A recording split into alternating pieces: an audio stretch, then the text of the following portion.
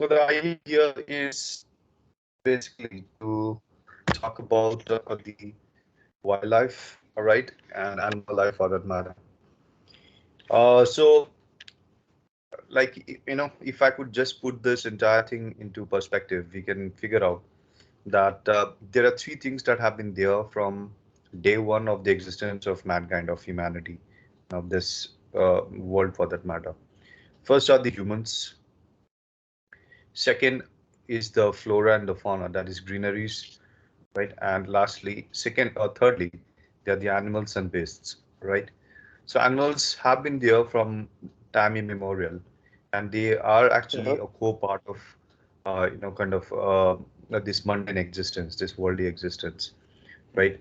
And so are humans and flora and fauna are plants and trees for that matter, the greeneries basically. So talking about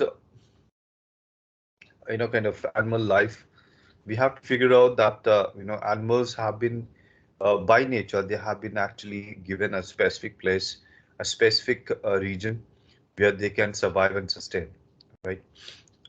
Same way humans have a specific place to kind of survive and make their livelihood and earn their living for that matter.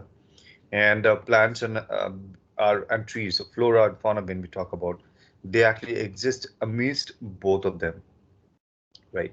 So we don't really find that okay, where humans are, there cannot be kind of greeneries.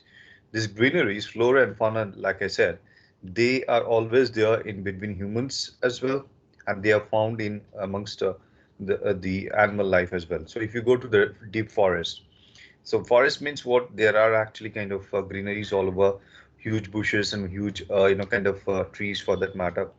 There are creeping plants, and there are kind of big trees for that matter, monstrous trees as well. So this basically means that forest is actually a place where there would be a lot of greeneries, right? Like I said, by nature, uh, there are certain animals who actually have this habit and tendency of existing in certain places only, and they don't really kind of get into human habitation for that matter. So we generally refer to them as wild animals, right? So wild animals basically, they are wild in nature in the sense that they cannot coexist with humans, right? Because they have a tendency and they have, kind of a practice of preying on living beings, right? And they can be humans as well sometimes, right? So nature has actually created them in such a manner that they have to fend for themselves and they have to find their prey. They have to prey on others, right? Especially living beings for that matter, right? So it is in this way that they're going to survive and they're going to make their living and they are going to fill their tummy for that matter, right? So when we talk about kind of animals, okay, so animals basically can be segregated into two types, like the wild animals and the domestic animals. So it's not that the animals cannot coexist with humans. There are certain animals which are domestic in nature and which are actually kind of have this tendency of staying or maybe coexisting with humans as well. So they're not considered to be wild, and their food habits are also very different, right? So they can coexist and they can actually sometimes live with humans as well. So in many countries of the world, you'll find people have this practice and the habit of probably kind of keeping pets at home in the form of dogs and cats, right? And probably there are certain other people who also kind of keep rabbits at home, right? So it's very common amongst certain parts, among certain people or many people of various countries of the world, right? This because they have a tendency, natural tendency of coexisting with humans, these animals, right? Whereas other animals which are wild in nature, they cannot really coexist, right? They cannot actually live with humans at the end of the day. Tiger, lions, bear for that matter, right? Monkeys for that matter, that they don't really live with humans. Probably when we talk about monkeys, right? They're also of various species, and they are also of various genera for that matter. And probably they can be wild in nature, they can be a little domestic in nature as well, right? But they have a separate space where they generally stay, right? So the fact of the matter is that we have to understand that there are certain situations when we find that sometimes even these wild animals, they are actually kind of given a separate space, a specific separate space amongst the human habitation. If you talk about certain animals like lions and tigers for that matter, they are often kept as pet in certain countries by certain people, but they have a very separate kind of enclosure, and they cannot just roam about very freely, right? So this happens in certain countries, which is very uncommon, I would say, right? uh, at the end of the day, the other reason why wild animals are not really kept as prey, or maybe are not really kept as pet with humans, is the fact that they have a taste of eating huge quantity of food, or especially meat and wild flesh for that matter. So probably it's very difficult to kind of ensure that, because it involves huge amount of cost as well, right? So that's another thing. And at the end of the day, it's a little hazardous, I would say, to to keep wild animals within human habitation for that matter. It is there in certain among certain people. They actually do have this practice of keeping wild animals with themselves, but it is very less and very uncommon, right? In certain countries, or maybe in certain cities like Dubai, for that matter, it's not very uncommon, or not very common, I would say, but it's quite a practice among certain people to keep them as kind of pets, like these lions and tigers for that matter. The other thing that we need to talk about animal life is the fact that are they the entities who have been affected by so much of activities that has been, or that have been happening on the ground for that matter. You talk about urbanization, you talk about kind of human expansion and industrialization that has been happening.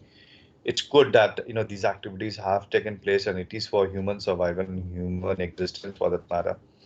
But eventually there have been certain instances, like if you talk about natural instances like forest fire, which happens as a result of global warming or extreme hot conditions, right? When forest fire happens, then that's a disaster for animal life, because wild animals and many other animals, they actually exist in forest only. It's like their place. It's like the home for that matter. So it's when there's a forest fire happening, so it's highly likely that they are also going to get affected. They are going to get killed, or they are going to run away from there. And when they are going to escape from there, it's highly likely that they're going to get into human, boundary, or human, kind of habitation for that matter.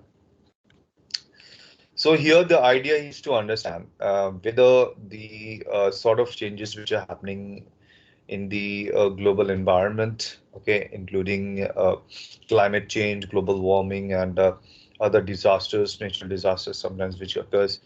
How has, or rather, how have these kind of instances of these phenomena have actually affected humans, or rather non-humans like animals for that matter? They have actually affected them quite badly, because of the fact that you know, if you talk, if I could give one example of quite a number of disasters which happened last, maybe this year in the early monsoon out here in India, we can figure out that because of flood which happened, and because of deluge which occurred, there were quite a number of scenes where we could notice that cattle and buffaloes, or sometimes cows even, they were seen floating in the water, in the flood water for that matter, right?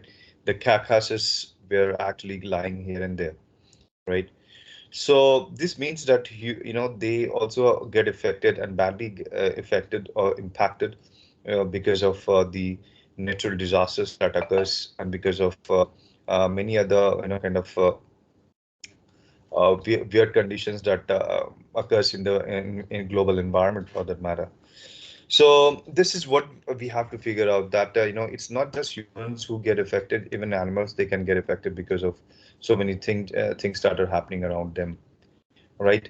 So forest fire is just one of them. Because of forest fire, they also get affected, they get impacted, they get displaced from their homes, and they have to fend for themselves after that. Maybe this is one of the reasons why sometimes we find in many countries they are intruding into the human space, or they are seen on the roadside, strolling on the roadside, dangerous animals, right? They are getting into personal spaces of humans, right? Because of the fact that their space is getting squeezed and they are getting less and lesser, right? So if their spaces are getting squeezed and if they are getting less and lesser, then it is highly likely that they are going to get into some human spaces as well. They are going to intrude into human space, thereby jeopardizing the lives and living of humans themselves. Maybe this is one of the reasons why we figure out that often in certain places, wild monkeys, they get into human houses, the houses of people, or probably sometimes bears, or they actually stroll around on the maybe on the mountainside or maybe on the roadside, right? Leopards are often noticed in the certain urban areas of India, for that matter. Kangaroos are always there on the streets of of Australia, for that matter, or Melbourne, for that matter, right? So all these instances actually, kind of point out to the fact that that animals can also get displaced, and if animals get displaced, then there are high chances that they are going to, kind of affect humans as well, right? Humans are also going to get affected because of this. So that's what we need to figure out. Apart from this, global warming that we talked about, right? I think global warming is also one of the phenomena that can affect humans, and that would actually affect animals as well, right? So in such a situation, we have to ensure that there are certain, kind of solutions that can be that can be introduced to deal with this issue, to deal with this problem. And at the end of the day, solutions are, kind of very less in numbers. But, one thing that I can figure out is the, fact that many countries and developed countries in the world, they have actually come up with, a huge initiative to counter these kind of situations. I think natural parks or national parks have been created to ensure that the intrusion that is happening, or the dispersed scattering of animals that are taking place, that can be stopped and that can be prevented. So in various countries of the world, if I talk about India for that matter, in India there are so many national parks which actually give a vibe of a real-time forest. So they are like dummy forests which have been created, to ensure that that animals get this vibe of staying in a forest indeed itself, right? So it just represents the environment and the getup of a forest, and wherein animals can actually stay in there, right? So this is an attempt to ensure that there is lesser of extinction. Extinction doesn't really happen, and also kind of the animals which get uh, probably get which intrude into personal spaces of humans, right? That can also be stopped for that matter. So intrusion would also get stopped, right? So these stray animals which we find, okay, the deadly dangerous stray animals, they can be stopped, and they are just straying for the simple reason that they don't have enough space, and probably they have lost their kind of spaces for that matter. And these kind of national parks can actually ensure that they get kind of a substitute of their houses for that matter. So in India, there are a lot of national parks which are specially made for a specific kind of animals. There are national parks for rhinoceroses. There are national parks for tigers and specific kind of lions, right? All these are actually done to ensure that because these are very important animals and they have to be preserved, right? And they are wild and dangerous animals as well. So they have to, authorities ensure that they don't go extinct, or they don't really kind of affect humans, right, or harm humans. And in order to do so, they have to create national parks, right? So national parks are nothing but a kind of, you can say, a dummy forest which are created to give a vibe to animals that they are indeed in their houses for that matter. And also it preserves the extinction of animals, right? This is one thing that we can figure out. But yes, we have to understand that yes, that the three species, or not the species, I would say, but there are three uh, kind of entities which have been there from day one of the creation of this earth. They are humans, animals, and flora and fauna. That they are the greeneries, right? And they have been there from day one. So they are there because they have been created naturally, and hence they were there, right? In the past, when if we talk about, they were more deadly animals, right? Like there was a time when there used to be rhinoceroses as well. Sorry, dinosaurs as well. All right. So they are no more there now. They have become extinct because of plenty of reasons. So what I can figure out is that there are a lot of animals which have been there, which crawled on the earth, which were extremely dangerous for human existence. And as human expansions started, they actually started getting less and less, and they totally kind of perished, right? And I think the example of dinosaurs is just one of them. It's really good to certain extent. Maybe it was a quite natural thing to happen because rhinoceros actually could actually pose a huge danger to human existence and survival, right? So maybe the fact that they became extinct or they perished might be a kind of a safe and good news for humans to survive for that matter. Right. But yes, there are animals which are, I won't say equally dangerous, but they have a specific kind of environment where they can actually survive and where they can actually flourish for that matter. So, and also the global changes that are happening around, okay, they do have an equal amount of impact to on animals as well, like the way they have it on humans. So when there's a deluge of flood, animals also get impacted, right? But the only difference is that humans have this ability to save themselves. Humans can actually protect themselves and they can take a lot of initiatives and corrective measures, which animals cannot do, right? So people who are actually in charge of the kind of forest department or maybe the animal segment for that matter, they have a task cut out and they take a lot of initiatives to ensure that they don't really become extinct for without any reason for that matter.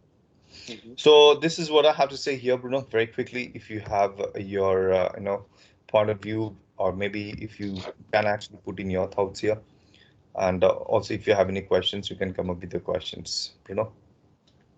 All right, Tanvir, thank you very much. Indeed, human beings play an important role in all those aspects that we mentioned in this call because human beings are responsible, are in charge for everything, forest, Hmm. animals, everything. All right, I think human beings has to pay attention on the actions that uh, they have taken because otherwise we will be impacted negatively in the future. Actually, the future is now. I think so. The future is now. We are living the future. We can see it in the floodings, in the Hmm. storms. Something that very strange is happening in the world. People are getting more, uh, let's say, impatient. People are getting more, um, let's say, without, um, let's say, conscious on what they are doing. I think so, without any precedent, without thinking twice before taking an action. So in order to getting this matter resolved, I think we have to start the changing right now. All right, but it is not what we are seeing. As an example of the Start the war that changes. just started.